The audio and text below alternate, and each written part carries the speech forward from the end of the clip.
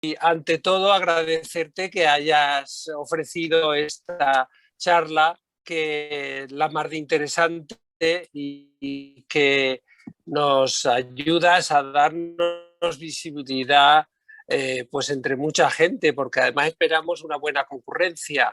Así es que desearte una buena tarde y a todos, por supuesto, y eso, saludarte, porque ahora con esta historia del COVID ya no nos vemos, ya no nos hablamos prácticamente.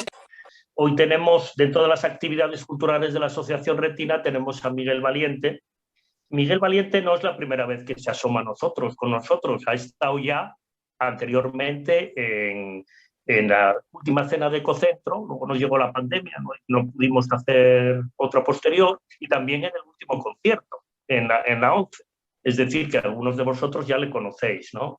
Aparte, siempre ha estado próximo, ¿eh? Y luego también recordar que como hay un club de lectura, pues bueno, él es profesor de, bueno, aparte, aunque no haya un club de lectura, lo digo, ¿no? Profesor de lengua y literatura española que fue en Melbourne. Bueno, un profesor de literatura pues sigue siendo toda la vida, ¿no? O sea, que es, aunque haya estado en Melbourne, está aquí presente con nosotros y también tiene todos los conocimientos, ¿no? Luego también recordar que pasado mañana es el Día Internacional del Teatro. Y bueno, pues nos hemos anticipado 2 días, tampoco pasa nada. Estamos celebrando el Día Internacional del Teatro hoy, día 25. Luego, bueno, pues también recordar que lo que decía de que Raquel Racionero nos presentó ya, tuvimos una sesión de teatro y a través nos recorrimos la historia, digamos, del teatro a través con el Museo Nacional del Teatro de Almagro. Y luego, bueno, deciros ya, como tenéis la reseña de Miguel y tal, todos sabéis un poco quién es y los títulos de las obras, simplemente un poco lo más actualizado que ha estrenado como escritor, pues es, porque bueno, él es escritor de teatro, es director, es actor, traductor. Lo último, como os digo, estrenó en Cáceres Días de Llanto. Es una obra en la que Buero Vallejo y Miguel Hernández se encuentran en la cárcel de Conde de Toreno de Madrid. Esa es la última, que yo no tuve oportunidad de verla.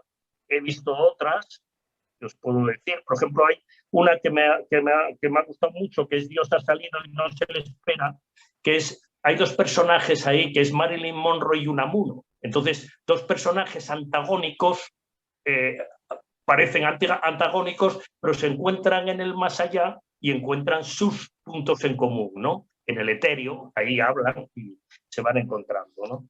Luego también Mía, es una obra sobre la violencia de género, y otras que no cito, pero que bueno, que tenéis simplemente los títulos, os digo de lo que yo he visto, pero no voy a decirlo todo, claro.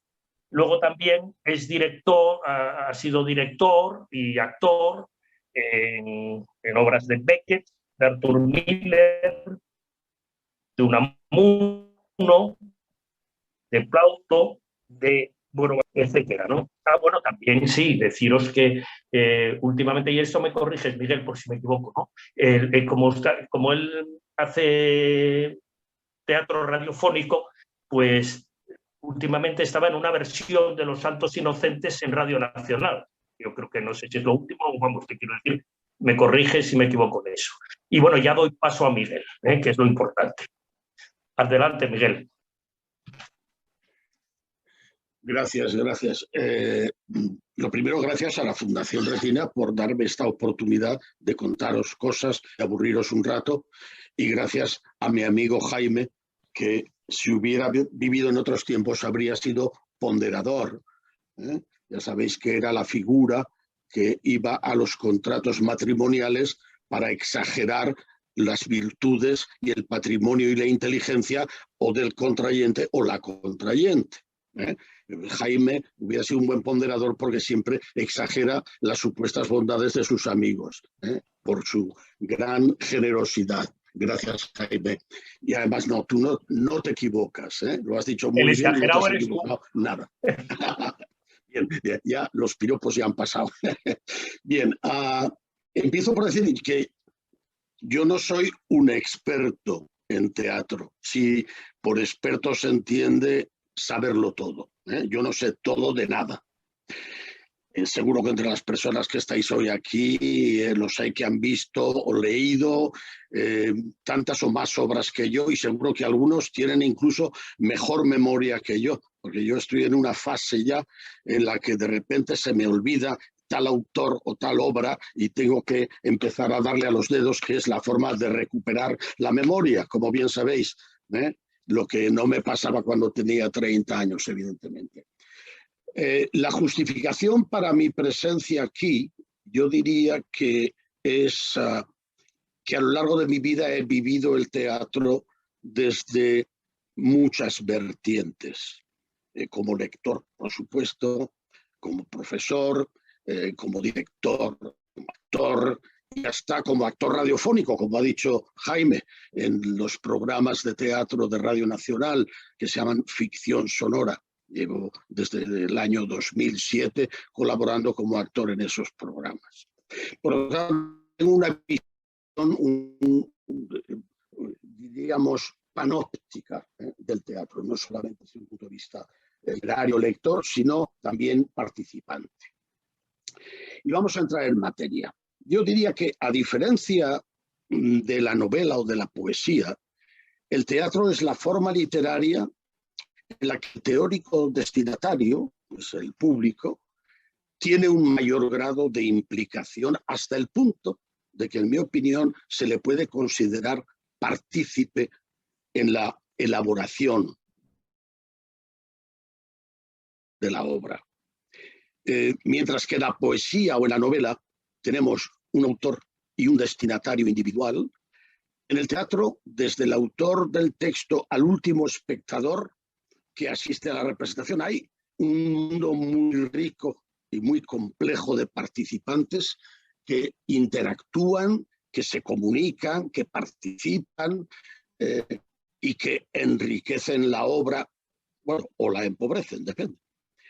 Y el mayor responsable de que la obra se vea enriquecida o empobrecida, o incluso totalmente desbaratada, es, sin duda alguna, el director, que es el responsable de la puesta en escena.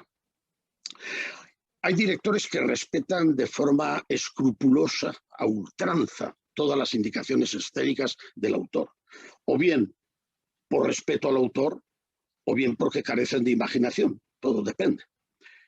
Otros respetan el espíritu de la obra, pero le dan su toque personal en un intento de hacer la obra más creíble, más próxima, más clara, para hacer resaltar ciertas ideas o ciertos personajes.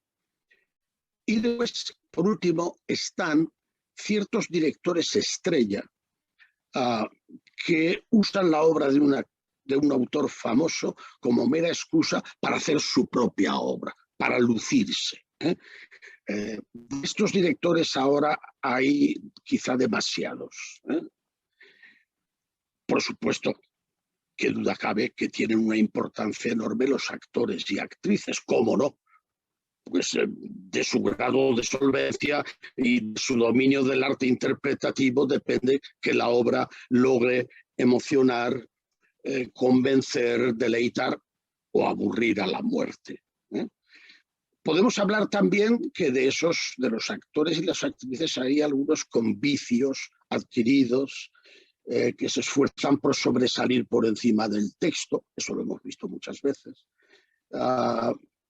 por morcillear cuando ven que el público se ríe con sus gracias y se inventan textos. Bueno, si eso ocurre, la culpa es del director, que no ha sabido ajustarlos. Y luego hay toda una nómina de importantísimos profesionales del teatro, escenógrafos, diseñadores de vestuario, de maquillaje, técnicos de sonido y de iluminación, músicos. En todo caso, todo este universo no sería nada sin lo que yo siempre he considerado fundamental, que es el texto. Yo soy muy partidario del teatro textual. Y diría que vamos a empezar a... Bueno, sí, quería hacer una puntualización.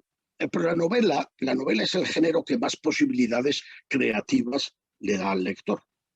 Si lo pensáis, cada persona cuando lee una novela recrea todo un mundo en su mente, mundo de los personajes, de los colores, del ritmo, de las situaciones.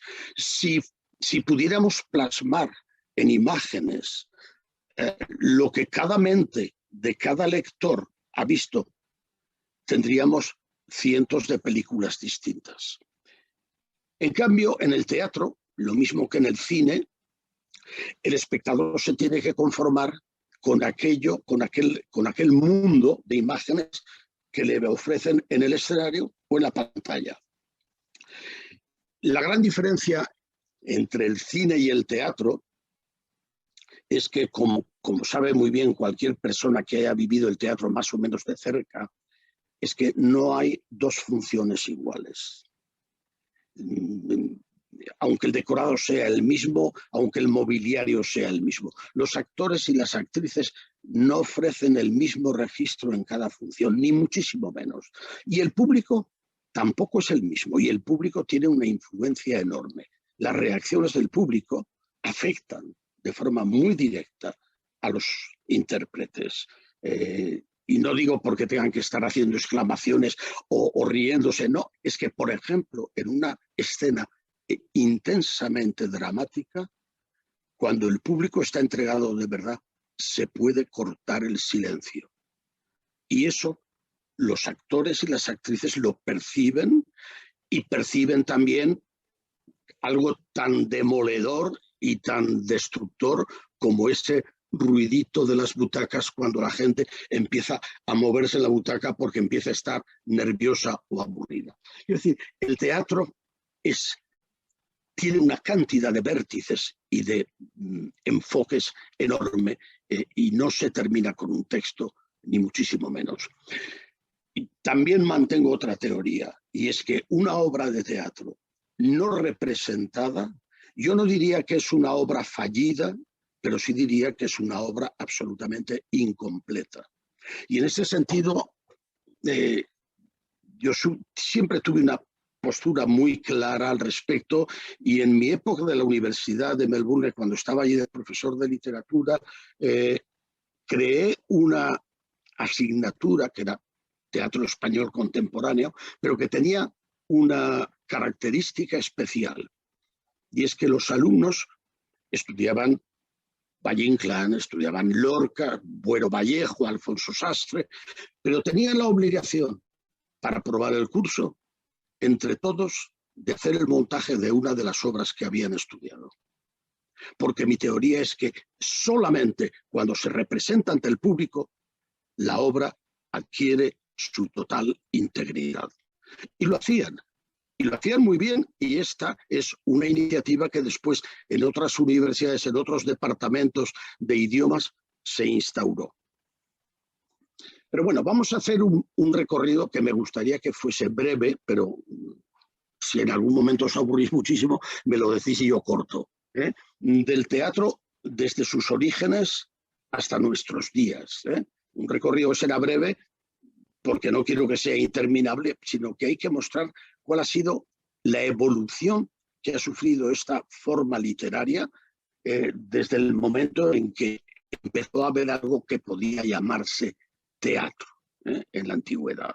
Y en la antigüedad, y me voy a referir concretamente a la antigüedad griega, el teatro era una forma casi como de liturgia, de celebración, de misterio, de participación colectiva. Porque aunque había unos personajes que eran los que formaban el coro, el pueblo estaba allí, en aquel teatro. Teatro o en un templo, era lo mismo. Y vamos a ver cómo ha seguido, qué trayectoria ha seguido el teatro. Evidentemente, solamente me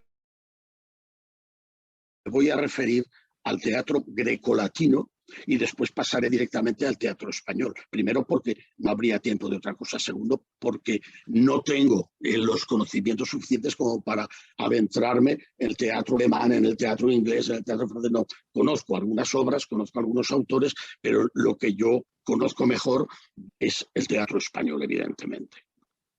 Y hay teatros muy ricos, el teatro japonés, el teatro chino, el teatros africanos muy primitivos, pero todo eso lo vamos a dejar para otro que sea más experto que yo.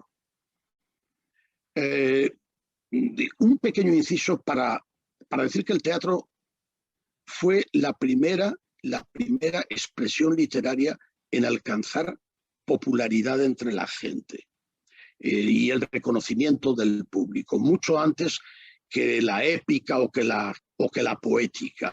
La razón es obvia y muy sencilla. Para conocer las obras de los primeros escritores de obras teatrales no era preciso saber leer. Destreza que en aquellos tiempos, estamos hablando del siglo VI y V antes de Cristo, poquísima gente tenía. Apenas un 5% de la población era capaz de leer, y si nos referimos a las mujeres, que os diré, pues que a lo mejor era el 0,5%. Entonces no hacía falta aprender a leer. Bueno, realmente con la épica y con la poética tampoco, porque estaban los trovadores y estaban los rapsodas que iban de pueblo en pueblo y de ciudad en ciudad y cantaban las epopeyas, por ejemplo, así es como se hizo famoso las obras de Homero. Pero realmente con el teatro el público era mucho más numeroso y adquirió popularidad enseguida. ¿Cuál es la etimología de la palabra? La palabra teatro, a través del latín teatrum, proviene del griego, que era theatron. Y theatron proviene de un verbo griego, el verbo theastai, que significaba observar. Por lo tanto, diríamos que teatro significa el lugar donde observamos, donde vemos lo que vemos. Bien. Y nos vamos a remontar nada menos que, fijaos, al siglo VI antes de Cristo.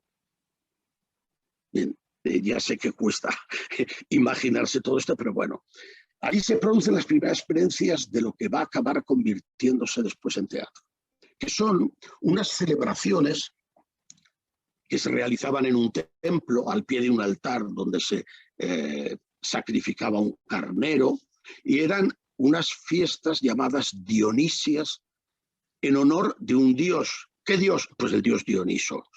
Dionisos era el dios del vino, de la fertilidad, y a él se entregaban la gente en unas celebraciones en las que unos coros, pues generalmente de hombres y mujeres jóvenes, recitaban unas melopeas que se llamaban ditirambos. Los ditirambos eran versos en honor del dios Dionisos. Y la gente escuchaba, al final cantaba el pueblo, al final bebía el pueblo, y bueno, no sigo con lo que hacían porque todos lo imaginamos, ¿no? Pero se lo pasaban fenomenal, se lo pasaban fenomenal, porque era una religión que no tenía nada que ver con la Semana Santa aquí española, en la que todo el mundo está encogido y lloroso, ¿no? Eran fiestas de alegría. El primer teatro siempre fue coral. Había un coro que es el que cantaba, el que contaba historias. Pero pronto empezó, ya a finales del siglo VI, cerca del siglo V, empezó a aparecer un personaje que dialogaba con el coro. Y esto ya es un avance hacia lo que sería el teatro dialogado.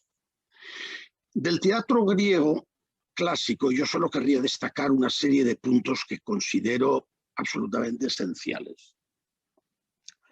Es que el teatro se convierte en algo más que un mero entretenimiento y un ritual, y poco a poco adquiere tintes pedagógicos. Busca educar a la ciudadanía en el nuevo entorno sociopolítico de Atenas, que era la democracia. Fijaos qué bonito, ¿eh? Como consecuencia de esto, podemos decir que teatro y democracia nacen de la mano. Y la temática esencial del teatro griego, por lo menos del teatro inicial, eran los grandes temas de la mítica, de los mitos griegos. Perdón un segundo, ¿me traerás por favor un vasito de agua? Me estoy quedando seco, perdón. Los dioses, las diosas, reyes, reinas, héroes, ninfas, musas, y son sobre todo los personajes que surgen a través de la Ilíada y la Odisea de Homero. ¿Vale? Eran dramas o tragedias que representaban los grandes gestos de estos personajes fabulosos, imaginarios, unos transformados de una supuesta realidad a otros, y los asuntos tratados muy diversos. El destino y su inevitabilidad, la ira de los dioses o la protección de los dioses, la ambición del hombre, el deseo de venganza, el castigo o el premio que daban los dioses por el comportamiento, los conflictos entre hombres y mujeres, entre la vejez y la juventud, entre la sociedad y el individuo, entre los seres humanos y los dioses. Si lo pensamos, nada nuevo, nada nuevo. Destacaría del teatro griego la importancia del coro y, curiosamente, la vestimenta. Los personajes salían a escena cuando ya, además del coro, había distintos personajes representando a distintos dioses, héroes, lo que fuera. La vestimenta eran siempre túnicas, pero, ojo, de distintos colores, y los colores determinaban la categoría social de los individuos representados. Las vestimentas de mucho colorido eran casi siempre reyes, reinas, dioses, etc. La gente, o los personajes que no eran ni muy ricos ni pobres, de gris, y los que representaban o bien el mal o bien la plebe, de negro. ¿Vale? O sea, eso estaba clarísimamente determinado. Muchas veces los actores y actrices portaban máscaras que, además de tener la máscara un gesto, una sonrisa, una tristeza, ojos de odio, lo que fuera, servían para un poco de altavoz, para lanzar la voz y para que tuvieran presencia en el escenario, porque claro, esos personajes no podían tener la altura normal de la gente, normal de la calle. Iban siempre con lo que se llaman coturnos, que eran unas grandes plataformas de madera sobre las que caminaban, y eso les daba un realce en el escenario por encima de la importancia de los míseros espectadores. Por no alargarnos, vamos a ver, estamos con la vestimenta, los coros y tal. No creo necesario recordar cuáles son los grandes nombres de autores y de obras. Algunos se siguen representando todavía hoy día en versiones especialmente escritas en castellano actual o para el público actual, que sería incapaz de soportar los rollos enteros de lo que era una tragedia griega en su versión original. Pues tenemos Esquilo, Sófocles y Eurípides como los grandes artífices de ese teatro. Esquilo tenía, por ejemplo, Los persas, una gran obra, y una fundamental que todavía se sigue haciendo actualmente, que era Prometeo encadenado, que era la historia de este héroe, el pobre, por ayudar a los hombres en un intento de democratización, les enseñó a utilizar el fuego, y el dios Zeus, que era muy vengativo y que tenía muy mala leche, no se lo perdonó, lo condenó a estar atado a una roca por haber vendido o dado a los hombres algo que solo podía pertenecer a los dioses. Sófocles tenía obras como Edipo Rey, Antígona, que era hija de Edipo, y Electra. Y después Eurípides, que fue el más prolífico de todos, con una inmensa tragedia titulada Medea, que más tarde imitarían otros autores como Ovidio o Séneca en Roma, y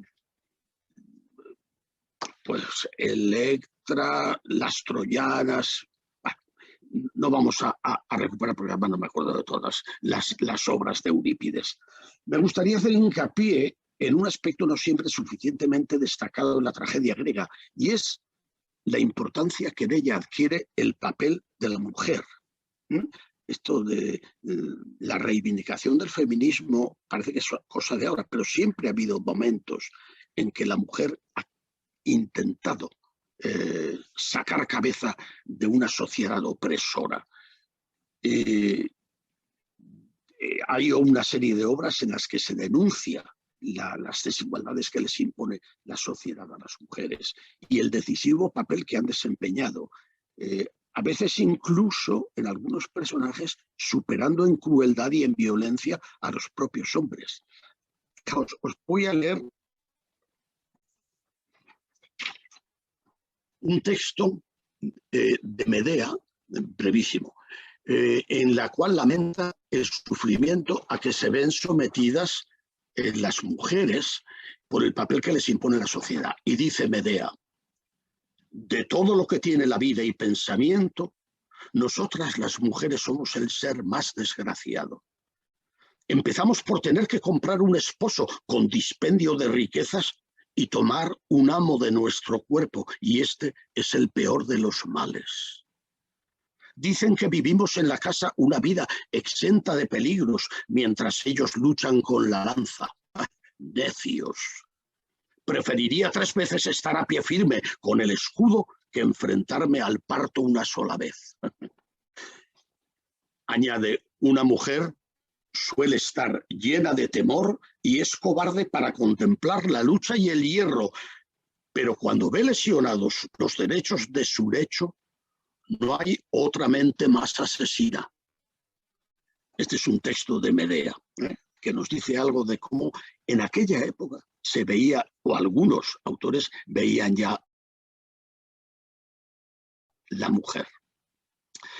Ya posteriormente, en los siglos III y IV antes de Cristo, ya vamos avanzando, nos vamos acercando al nacimiento de Cristo y por lo tanto a nuestra era actual,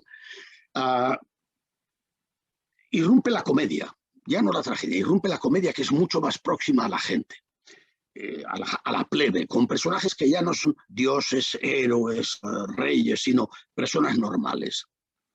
Conllevan las comedias una enorme carga crítica y satírica, y en muchos casos sus autores se vieron castigados por el poder, por las denuncias y los sarcasmos que vertían en los textos. Quiero decir que cuando aquí hablamos de los titiriteros, no nos extrañemos que eso ya venía de otros tiempos. Ser titiritero conllevaba mayor castigo que ser un escritor de tragedias.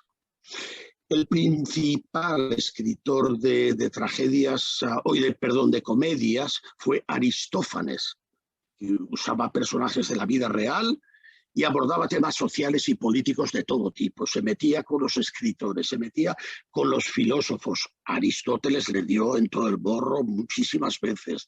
Se metía incluso con el imperialismo de Atenas. Claro, es curioso, porque claro, el imperialismo hoy en día hablamos, parece que está Estados Unidos. No, Atenas era era imperialista, como lo fue después Roma.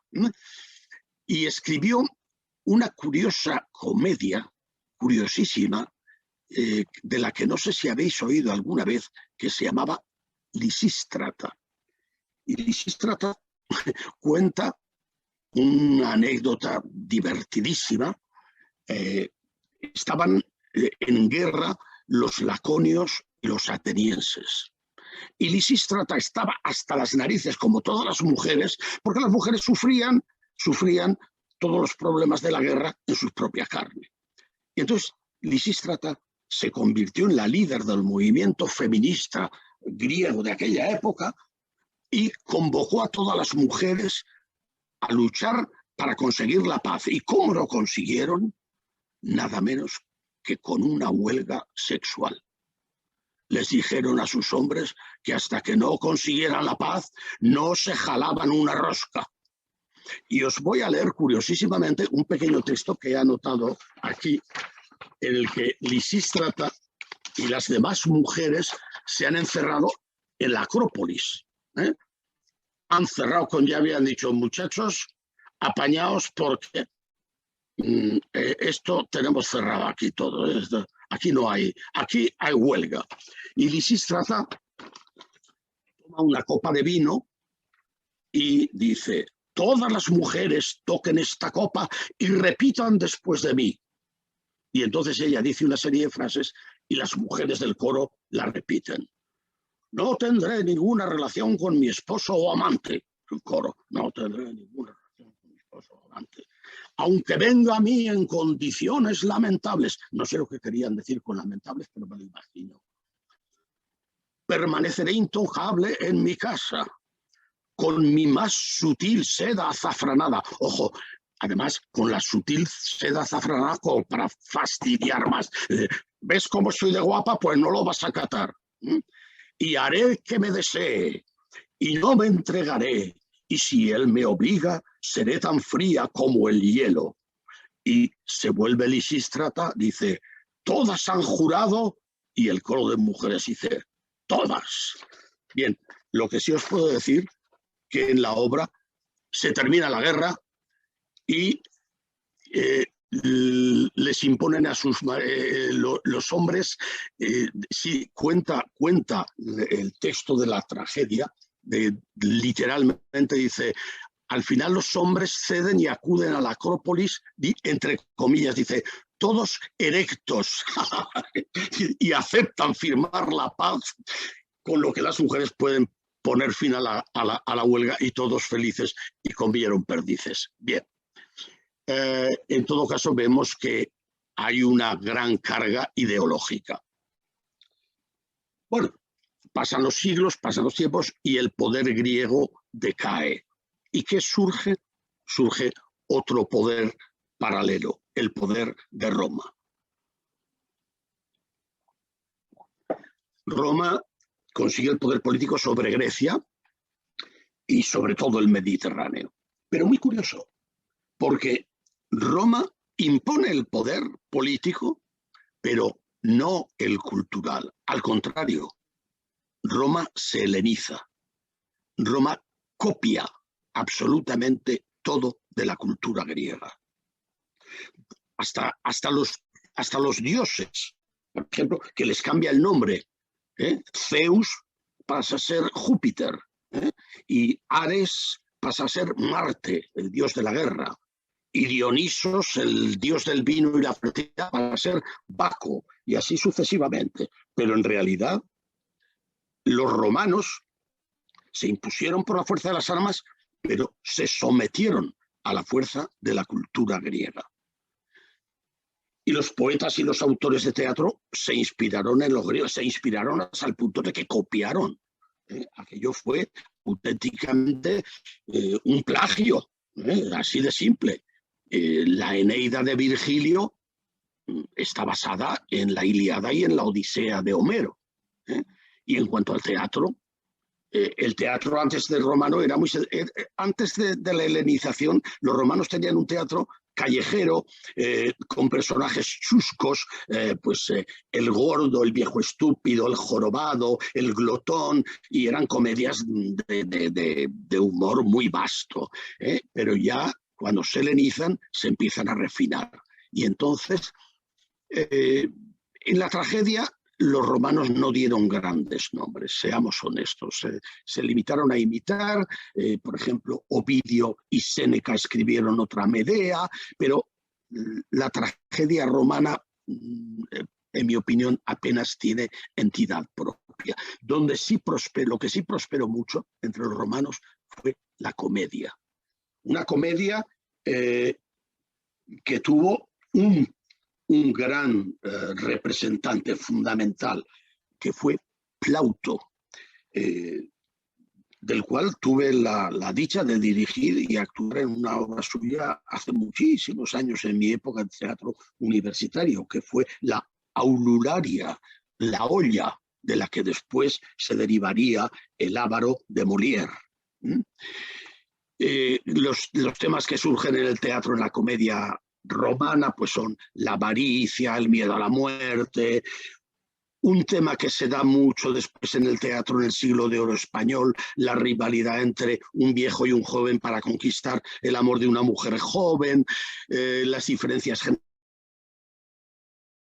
generacionales entre padres e hijos, hijos perdidos que de repente, oh, la gran felicidad de la familia los encuentra al final, que esto también se da en la comedia del siglo de oro. Pero bueno, no me extiendo más. Cae el imperio romano y ¿qué llega? La oscuridad más absoluta, la Edad Media. La Edad Media, una época que mi paisano Lázaro Carreter definió fantásticamente como un periodo de ausencia y naufragio. En la Edad Media comenzaron varios siglos de oscurantismo, intransigencia religiosa, pérdida de una identidad, porque claro, toda Europa, sobre todo la cuenca mediterránea, tenía una identidad que era la romana.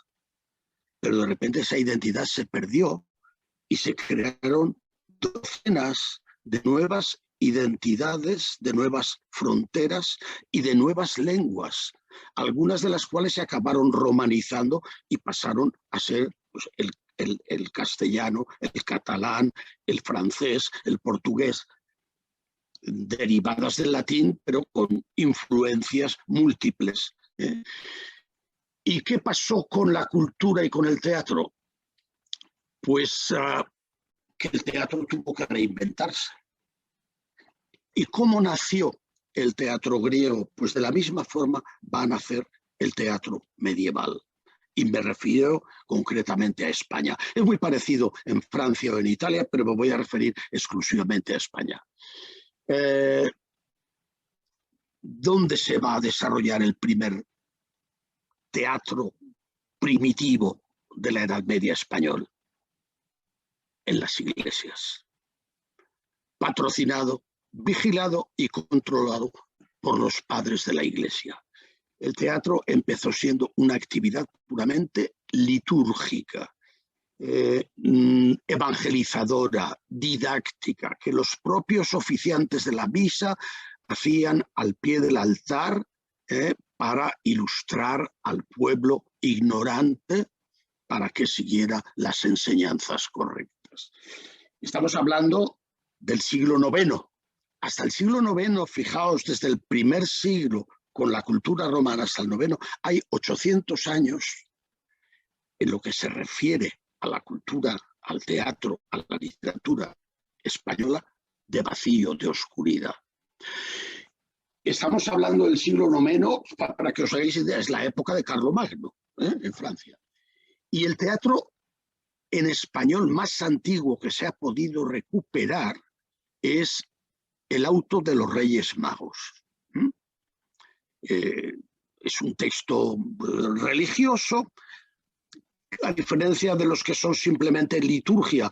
Los tres Reyes Magos son tres personajes que recitan unos versos en los que hablan de la búsqueda del Mesías, usted lo ha visto, sabe dónde está, o lo tenemos que adorar, en fin, unos textos muy sencillos, y eso es todo lo que teníamos. Y ya tenemos que esperar, bueno, las expresiones teatrales entre los siglos IX y el XIII son meros actos litúrgicos leídos, interpretados por clérigos, como digo. Y los dramas religiosos como tales no aparecen hasta el siglo XIV. Y la misión de estos textos sigue siendo evangelizadora. Y ahora la representación, lo que pasa es que en el siglo XIV ya sale de la iglesia y se realiza en las plazas, en las calles.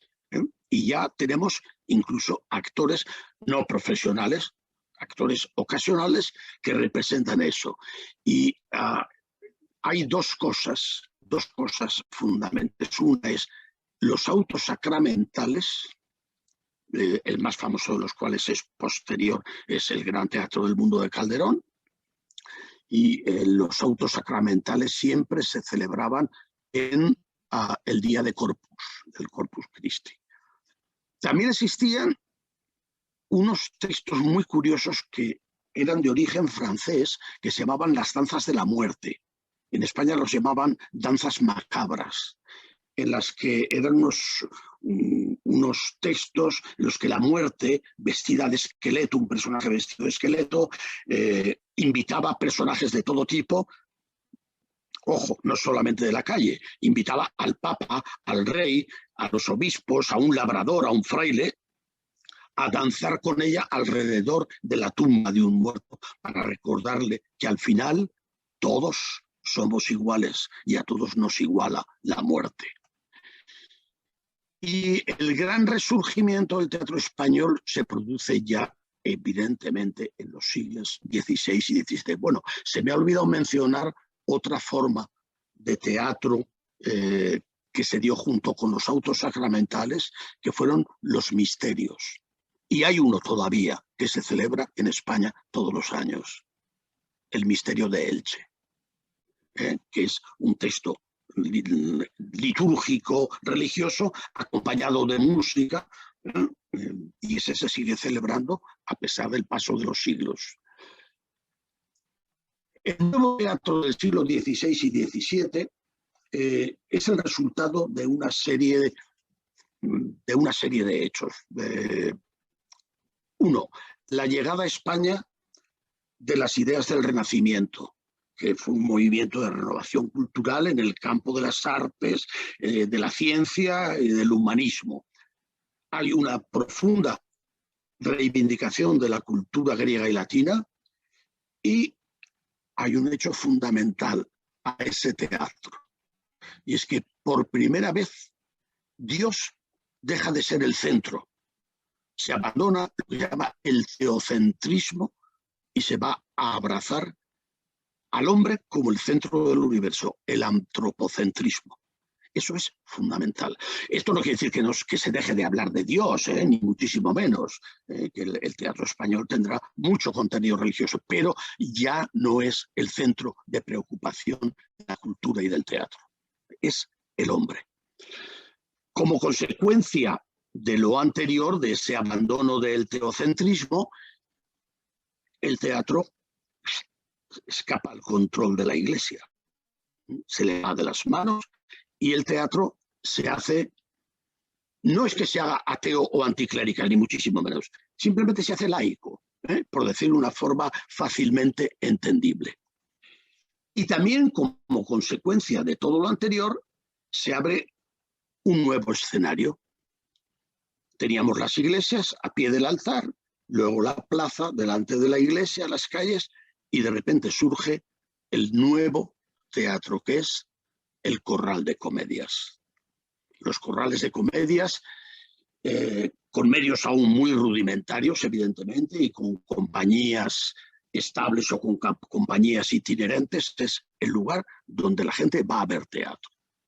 Y en estos nuevos escenarios sí que ya la cosa ya deja de ser un adoctrinamiento, deja de ser ir a la iglesia para que nos cuenten lo bueno que es nuestro Señor y lo buenos que tenemos que ser nosotros. Ahora el teatro es entretenimiento, diversión popular. La gente iba al corral de comedias a pasar varias horas de esparcimiento. De hecho, las compañías ofrecían dos obras largas. Y entre medio de las dos obras, como si fuera el jamón del sándwich, para entretener a la gente en esa espera, se producía la presentación de unas comedias cortitas, los entremeses. El entremés era algo que se hacía en el descanso, para que la gente no estuviera haciendo otras cosas. Decía, obra de teatro, entremés y obra de teatro. Vamos, la gente entraba a las 3 y salía a las 9, tan felices. Los corrales de comedias fueron evolucionando. Por ejemplo, al principio el corral era todo un suelo liso. De repente les hicieron un tablado, un escenario que era un tablado de madera, de tal forma que los personajes subían y ahí se les veía mejor. Los corrales tenían galerías altas, unas cerradas solo para mujeres, otras mixtas, pero para gente de dinero que iban allí, les servían la comida, les servían la bebida, tal, y lo que en un teatro es la platea, es decir, el patio de butacas, aquello era para la plebe. Y era para hombres, solamente para hombres. Allí se bebía, allí se hacía de todo. Después ya eso fue evolucionando, por supuesto. Con la creación de los corrales de comedias se produce un cambio fundamental. Los actores hasta el siglo XVI, hasta mediados del siglo XVI, eran actores ocasionales. Estos se convierten en actores profesionales. Se profesionaliza el hecho de ser actor o actriz. Antes, por ejemplo, tenemos un ejemplo, un autor que era también actor de sus propias obras, y él las iba a representar a Palacios, era Juan de la Encina. Pero los actores, a partir del siglo XVI, se hacen profesionales, como en Inglaterra, con las compañías del Globe Theatre de Shakespeare en Stratford-on-Avon y en Londres. Se hacen profesionales y, curiosamente, se crean ya compañías permanentes, casi siempre vinculadas al nombre de un escritor. Porque hay que tener en cuenta que en aquella época, siglo XVI-XVII, la palabra autor no denominaba tanto al que escribía la comedia como al director. El director era el autor de la obra, es el que la ponía en marcha. Lo que pasa es que era muy frecuente que autor y escritor fueran una misma persona. Hay que dejar claro que aunque personas de la nobleza e incluso de la realeza asistían ocasionalmente y en la medida de lo posible de incógnito a los palcos de los corrales, era muy frecuente que el rey y los nobles contratasen compañías para que fuesen a los palacios a hacer las representaciones privadas. Era el teatro palatino, ¿vale? Nos encontramos en los albores del teatro moderno, tal como lo concebimos hoy día. Ya con el siglo XVII llega el siglo de oro de las letras, sobre todo del teatro. Mientras que en Europa, en especial en Francia, se desarrolla un teatro clasicista de influencia directa del teatro griego y romano, en España se va a introducir algo muy distinto y muy español. Uy, me parezco a Rajoy, muy español. Es la nueva comedia. La nueva comedia, más cercana a la comedia griega posterior a la tragedia, rompe con todos los esquemas del clasicismo, sobre todo con las que eran las señas de identidad del teatro griego y romano. La aristotélica regla de las tres unidades. Supongo que todos sois conscientes y sabéis que eran las tres unidades. Unidad de lugar, unidad de tiempo y unidad de acción. Una obra con mil fo, como Dios manda, debía desarrollarse en un solo lugar. Debía desarrollarse en un plazo máximo de 24 horas. Y no podía abordar temas que no fueran el del tema central. Unidad de lugar, de tiempo y de acción. Eso era lo que imponía el teatro clásico y que los franceses seguían a rajatabla. El teatro español fue a su aire. Mezclaron versos de arte menor con versos de arte mayor. Ocasionalmente mezclaban el verso y la prosa. Además, introducían la música.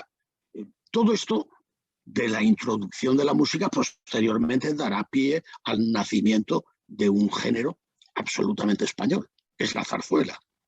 No digo la ópera que nació en Italia, no, la zarzuela.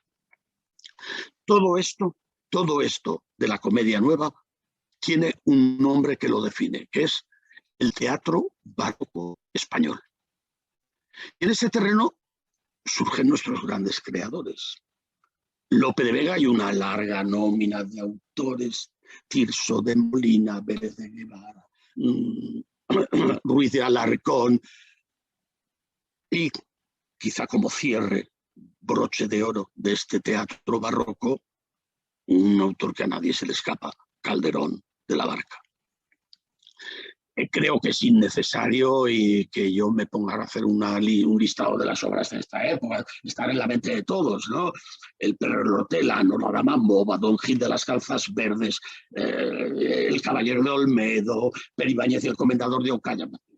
Y de las grandes obras calderonianas no podemos olvidar El médico de su honra, La vida es sueño, por supuesto, La dama duende y el gran teatro del mundo. Es decir, el teatro español del siglo de oro es de una riqueza apabullante y no se parece a nada. Vale la pena destacar una obra que tuvo una gran influencia, no solamente dentro de España, sino fuera de España, que fue El burlador de Sevilla y Convidado de piedra, de Tirso de Molina. Fue la que inspiró nada menos que el Don Juan de Molière y un clásico que vuelve a las carteleras españolas todos los años, es el Don Juan Tenorio de Zorrilla. Bien, a principios del siglo ya XVII, veis que ya vamos avanzando en el tiempo, no os alarméis que no vamos a estar toda la noche, no tengáis miedo, y principios del siglo XVIII, aunque se mantienen los corrales de comedias, surge un nuevo tipo de teatro. Es el que se denomina teatro coliseo a la italiana, que es el teatro que todos conocemos, el de escenario con la embocadura, con telón, telón de fondo, las patas laterales, las bambalinas y, por supuesto, la platea de butacas y los palcos, que algunos son de autoridades, como puede ser el Palco Real, etc. Ese es el teatro a la italiana, que es el que va a prosperar a lo largo de los siglos siguientes. De hecho, algunos de los corrales de comedias más conocidos se convirtieron en este tipo de teatro. Uno de ellos fue el Corral del Príncipe, que se convirtió en el Teatro del Príncipe, que hoy día es el Teatro Español de la Plaza Santana. Lo que pasa es que se quemó, en el siglo XVIII se quemó y hubo que rehacerlo, y ya claro, lo nuevo es completamente nuevo, pero fue un teatro que procedía de un corral de comedias. Y lo mismo sucedió en otras ciudades españolas, que los corrales se fueron convirtiendo. Estos nuevos teatros que sigue la moda italiana se usan además para representar una nueva forma de arte escénico en auge, la ópera, que necesitaba ya un escenario. Las grandes novedades que tenía, pues las he dicho antes, el proscenio, el telón, el peine con poleas para subir y bajar decorados, el foso de la orquesta, etc.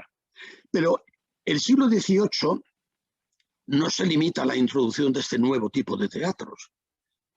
Va a haber una transformación muy importante de las obras dramáticas. En un primer momento se sigue escenificando el teatro que hemos definido como barroco, con las típicas comedias de enredo, sobre todo entre las clases más populares. También entre las clases populares, aunque con una participación de público más distinguido, entre comillas, cobra importancia una nueva forma de teatro, de texto teatral, que son los sainetes, con un autor fundamental en el siglo XVIII, que es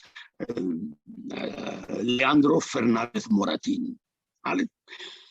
Pero incluso en estas obras, que podíamos considerar hasta cierto punto menores, Moratín ya introduce la exigencia neoclásica de las tres unidades de lugar, tiempo y acción. Pero lo que trata de imponerse por encima de todo es la recuperación de la tragedia del gusto neoclásico por influencia francesa. Eso es el siglo XVIII, que es el siglo de las luces. La influencia francesa es enorme.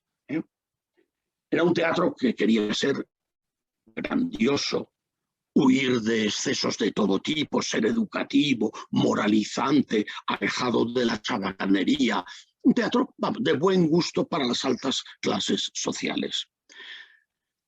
Y decir tiene que, a pesar del apoyo de la gente de bien, entre comillas, ese teatro neoclásico no consiguió ganarse el gusto del gran público, como os podéis imaginar.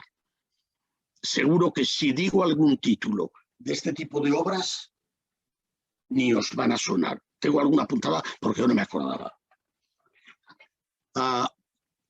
Ormesinda, Moratín.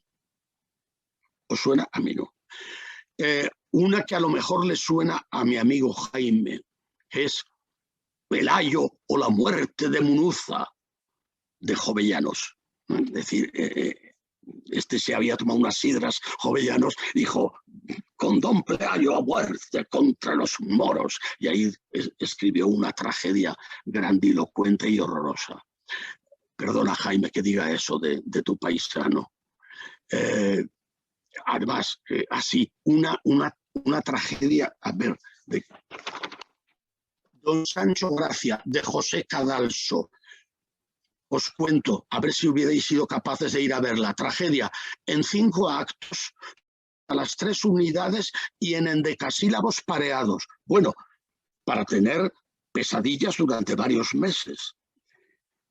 Ni he leído estas obras, ni pienso hacerlo, vamos, ni cobrando por ello. Bien, afortunadamente, por lo que respecta al teatro, nos vamos a adentrar ya en el siglo XIX, que nos trae de la mano las novedades, las ideas del romanticismo.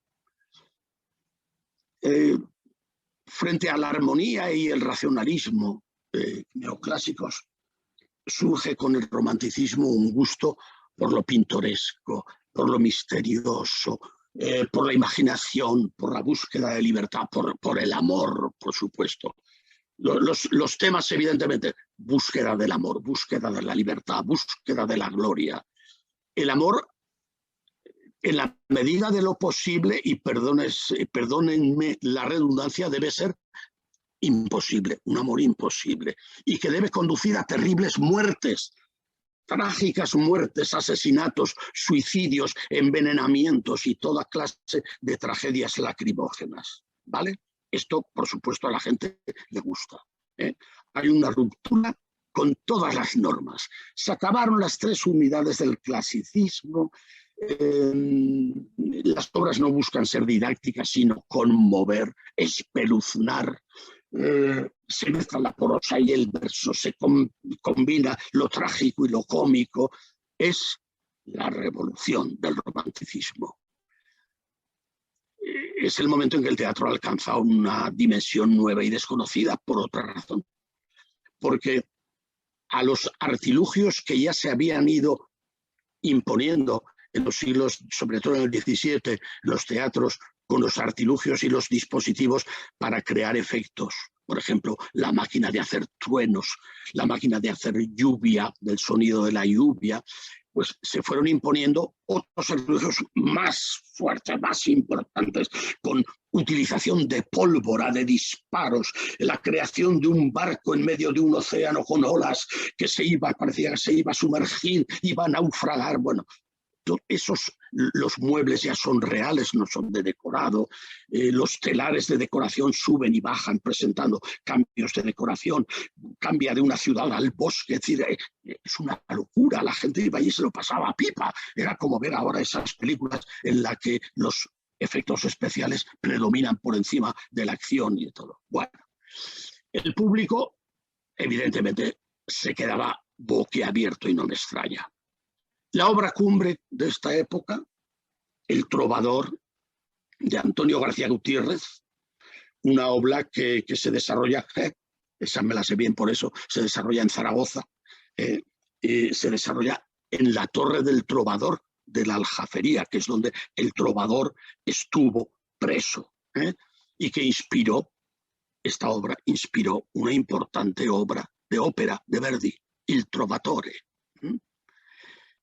En la misma línea de amores imposibles y muertes horrorosas están Los amantes de Teruel, de Hartzenbusch, o Don Álvaro y la fuerza del Sino, del Duque de Rivas, que solamente contiene 4 muertes y un suicidio, nada más. Está muy controladito. Y por supuesto tenemos el Don Juan Tenorio de Zorrilla, del que no creo preciso explicar nada. Bien, a partir de la segunda mitad del siglo XIX y de la mano de las nuevas tendencias narrativas, porque el teatro en alguna medida va siempre uncido al carro también de la novela, entonces, surge el teatro naturalista y realista. Debo decir honestamente, y que me perdonen las musas, que este periodo no me ha interesado lo más mínimo nunca.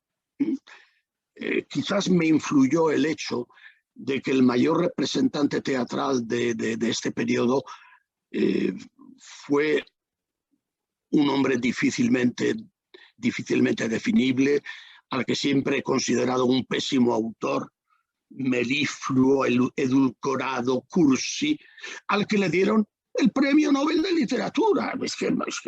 Bueno, también le dieron el de la Paz a Kissinger, o sea que ya no me extraña de nada, pero le dieron el premio Nobel de Literatura a José Echegaray, que era un desastre, era horroroso, premio Nobel de Literatura. Bien, no haré más comentarios. Era ingeniero de caminos y nunca debió dejar esa actividad, pero bueno. Tampoco me interesó el teatro de un escritor al que he leído y releído docenas de veces en su novelística y al que admiro profundamente, que es Benito Pérez Galdós. He leído su obra por delante y por detrás, de arriba abajo y de abajo arriba, pero no me interesa para nada su teatro, que me parece una de sus obras, por ejemplo, que escandalizó en su día, porque se la consideró una obra anticlerical y tremendamente reivindicativa. Electra, me parece una obra bastante cursi, con un personaje femenino que es como una especie de Lolita del siglo XIX, al que una serie de viejos rijosos se la quieren llevar a la cama. Que no me ha interesado para nada, y por lo tanto yo esta parte del teatro del siglo XIX la salté y me pasé ya directamente siempre al siglo XX. Perdón.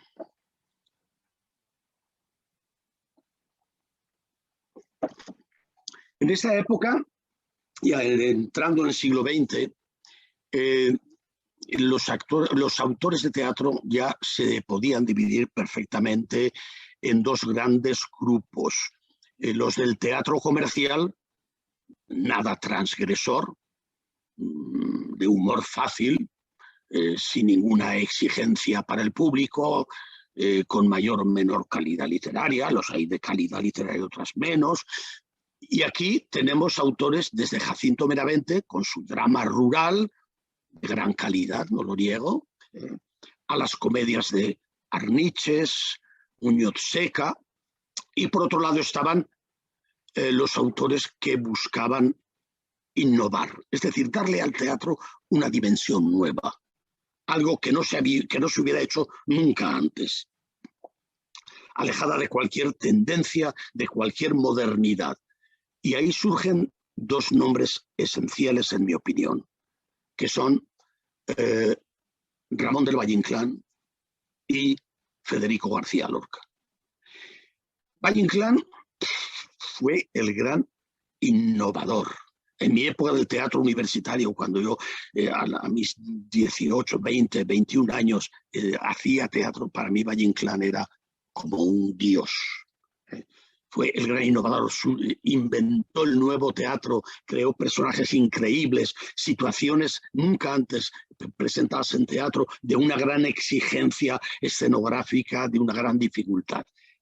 Y en el teatro de Valle-Inclán yo distingo, bueno, yo no, todo el mundo que sabe de teatro distingue tres periodos fundamentales.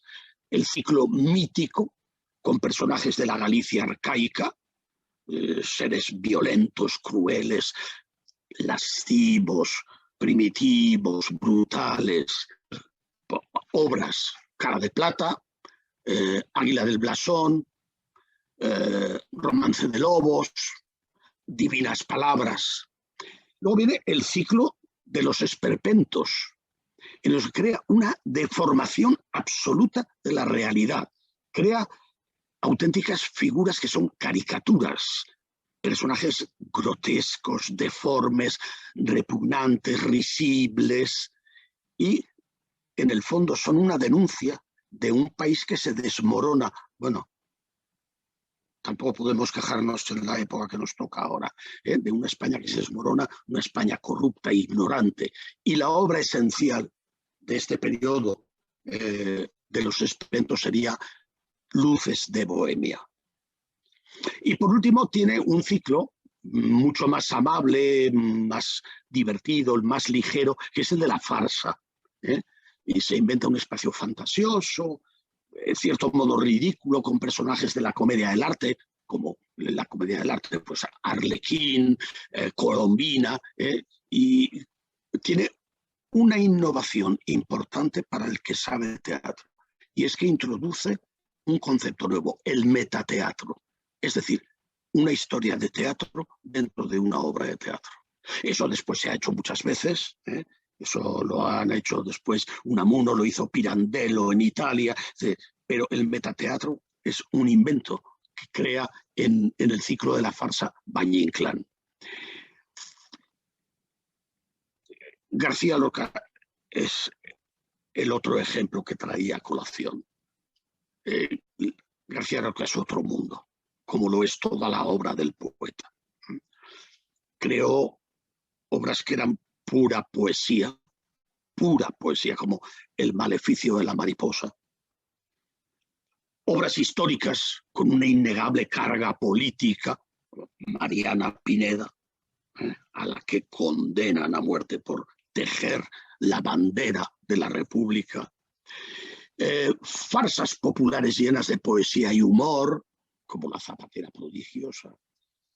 Dramas rurales intensísimos, en los que denuncia una sociedad conservadora, una sociedad asfixiante, machista, y que son obras llenas de un lirismo brutal.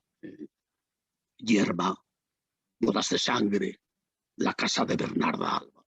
Son los ejemplos esenciales. Pero bueno, Valle-Inclán y Lorca son los grandes innovadores del teatro del siglo XX. En el teatro de Lorca hay un canto a la libertad, a la búsqueda del amor, a la exaltación del erotismo, una crítica demoledora a la sociedad hipócrita y conservadora. Y en el teatro de Lorca irrumpen además otras cosas nuevas, como por ejemplo la música y la danza. Algo que crea una novedad insospechada, que luego, posteriormente, en los ciclos de teatro actual, la música y la danza y el canto se introducen de forma ya muy natural en el teatro. En aquella época todavía no. No hay que olvidar la presencia teatral de un genio del humor que se adelantó a sus representantes europeos en el humor del absurdo, porque siempre han presumido los franceses de tener a Ionesco como el representante del humor del absurdo. Teníamos en España a un gran Miguel Miura, con obras divertidas, frescas, absolutamente disparatadas. Tres sombreros de copa, El caso de la mujer asesinadita, Ninetti, un señor de Murcia, etc. La lástima es que su conservadurismo ideológico no le permitiera haber llevado sus temas y sus personajes un paso más adelante, y se quedó en eso, en la farsa, en el humor divertido, el humor en la línea de la codorniz, que los que son de mi edad, quizá un poquito más jóvenes, pero no mucho, conocieron perfectamente. Quiero hacer una parte con un autor que por culpa de la guerra y su temprana muerte no nos dejó más que un legado muy escaso de obras teatrales apenas representadas, y que tiene más importancia por su intención social y política en todas sus obras. Se le conoce más por su obra poética, que fue Miguel Hernández. Miguel Hernández es que no tuvo tiempo, porque cuando terminó la guerra, Miguel Hernández tenía 29 años, cuando empezó la guerra tenía 26, entonces había dejado 3 obras de cierta importancia: El labrador de Masaire, Quién te ha visto y quién te ve y Sombra de lo que eres, pero dejó un legado muy escaso y es que no tuvo tiempo de escribir más porque salió de la cárcel, no salió de la cárcel, bueno, lo llevaron a su ciudad, al reformatorio de Elche, no, perdón, en Alicante, y allí murió a los 41 años. Es decir, no tuvo ocasión. Sin embargo, la obra poética es francamente abundante y maravillosa. Pero como dramaturgo, y aquí estamos en teatro, nos dejó muy poco. Bien, llega la guerra, llega el franquismo y viene la aventura de escribir teatro. Porque escribir teatro, un teatro que valga la pena ser visto durante muchos años, fue una auténtica aventura. No voy a hablar, por supuesto, de los autores comerciales. Para mí, nombres como Alfonso Paso ni siquiera existen, ¿vale? Quiero mencionar a los dos autores que representaron la cara más digna de un teatro español con nombre propio. Dos autores muy distintos, que fueron Bueno Vallejo y Alfonso Sastre. Ambos con ideologías progresistas, pero con un tratamiento muy distinto de la herramienta escénica. Bueno, que había sido condenado a muerte por pertenecer al Partido Comunista, pero que después le condonaron, le conmutaron la pena de muerte y al final salió de la cárcel en el año 44. A su libertad inició su actividad de dramaturgo, cosa que para él era toda una novedad, porque él había estudiado y se había preparado para ser pintor. De hecho, en la cárcel de Conde de Toreno, donde conoció a Miguel Hernández, le pintó el famoso retrato de Miguel Hernández que todo el mundo conoce y que se reproduce en todos los manuales de literatura. Pues, aunque salió de la cárcel y empezó a escribir dramas, no se sabe muy bien qué es lo que le inspiró a cambiar de profesión. Y aunque se mantuvo siempre fiel a su ideología progresista, bueno, bien por temor, bien por cansancio, por acostumbramiento, más o menos se adaptó al sistema político, no, a la fuerza orca, tenías dos, o te adaptabas o te ibas. Se adaptó al sistema y hasta llegó a triunfar. Curiosamente, llegó a obtener 4 veces el Premio Nacional de Teatro. El primero en el año 46, con una obra que tuvo una repercusión y unos llenos de teatro brutales, que fue La historia de una escalera. Y sus obras, las obras de Bueno, abordan temas relacionados sobre todo con el alma humana, con todo tratado de forma muy alegórica, muy simbólica. La ardiente oscuridad, el drama realista de Historia de una escalera. Los personajes siempre son muy alegóricos y simbólicos. Y su crítica social se recubre de simbolismo, aunque para ocultarlo a la censura, pero hace que su obra sea más llevadera para un régimen político que no hubiera tolerado otros atrevimientos. 2 de sus obras, de hecho, fueron prohibidas durante bastantes años en España. Curiosamente, ambas obras las monté con la universidad en Australia. Una fue Aventura en lo gris y otra fue La doble historia del doctor Balmy. En La aventura en lo gris criticaba de modo muy acerbo el militarismo y la guerra, y en La doble historia del doctor Balmy hacía una crítica brutal de la tortura y por supuesto se las prohibieron. Curiosamente, al montar estas obras mantuve una larga e intensa relación epistolar con Bueno, y le conocí aquí en España, y él me contaba que un compañero mío que estaba en Estados Unidos y que también era profesor de literatura española, y yo, los dos, habíamos estrenado La historia del doctor Balmy antes que en España. Escribió también dramas históricos, con cada uno de los cuales trataba de introducir una crítica social simbólica: El concierto de San Ovidio, Un soñador para un pueblo. El sueño de la razón, Un soñador para un pueblo era sobre Esquilache, el ministro revolucionario del siglo XIX. El sueño de la razón sobre la figura de Goya. En cambio, Alfonso Sastre, fue el escritor plenamente comprometido, luchador.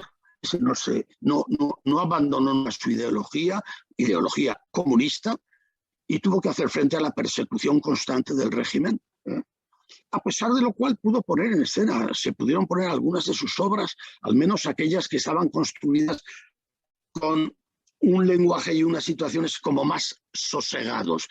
Sastre denunció en sus obras todo lo que cualquier persona decente denunciaría. Denunció la brutalidad policial, la tortura, la guerra, la mentira del poder, el colonialismo, el machismo, el racismo. En su día leí buena parte de sus obras y pude dirigir 3: Muerte en el barrio, En la red y La cornada. Y me causó mucha satisfacción dirigir esas obras. Hubo algunos dramaturgos, otros dramaturgos de cierto relieve, además de nuestros mencionados, que ocuparon los escenarios españoles con un grado de éxito muy variable en esa época. Tenemos, por ejemplo, el caso de Alejandro Casona, otro asturiano, Jaime, otro asturiano, que tuvo un éxito fulgurante a su regreso del exilio, con 2 obras que llenaron teatros en España, que fueron La dama del alba y La sirena varada. Pero fue muy criticado por los representantes más jóvenes del mundo teatral, que lo veían con un teatro muy bonito, muy alegórico y muy poético, pero bastante trasnochado. No digo que fuera, digo que fue criticado por el sector más joven del mundo teatral. Otro autor que tuvo éxito también en esa época fue Jaime Salom, que desarrolló una carrera intensa como dramaturgo, con obras de muy variada calidad y con temas que abordan toda clase de problemas sociales, amorosos, sexuales, ideológicos, laborales. Yo solo he leído 3 de sus obras: La casa de las chivas, El baúl de los disfraces, y una muy divertida, pero claro, esta la presentó, la editó y la presentó en 1978, una vez que había muerto el dictador, que fue El corto vuelo del gallo, porque el corto vuelo del gallego narraba la separación de los padres de Franco y cómo el padre de Franco se había convertido en el mayor antifranquista del país, insultaba a su hijo. Era un personaje en cierto modo cierto, era así el padre de Franco. Lo que pasa que la prensa oficial se encargó de ocultarlo, pero hacía un retrato de ese personaje tan curioso.